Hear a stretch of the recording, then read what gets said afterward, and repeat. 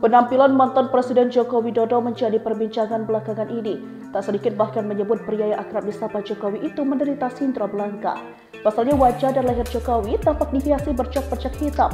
Kini terkuak penyebab bercak hitam tersebut. Karena itulah Jokowi pun buka suara. Ia menegaskan bahwa alergi kulit yang sempat dialaminya adalah kondisi biasa yang bukan penyakit Stevens-Johnson syndrome sebagaimana ramai diperbincangkan. Jokowi menyampaikan bahwa gejala alergi muncul setelah dirinya kembali dari kunjungan kenegaraan ke Vatikan beberapa waktu lalu. Saat ditemui di Sumber, Solo, Jawa Tengah, Jumat 6 Juni 2025. Jokowi juga memastikan bahwa kondisi fisiknya tetap bugar dan ia tetap menjalankan aktivitas seperti biasa termasuk menerima tamu di kediamannya. Sebelumnya, ajudan Jokowi Kompol Syarif Fitriansyah juga mengklarifikasi kondisi kesehatan Presiden. Ia menyebut bahwa alergi tersebut diduga akibat penyusutan tubuh terhadap perubahan cuaca saat berada di Vatikan yang baru muncul beberapa hari setelah Jokowi kembali ke Indonesia.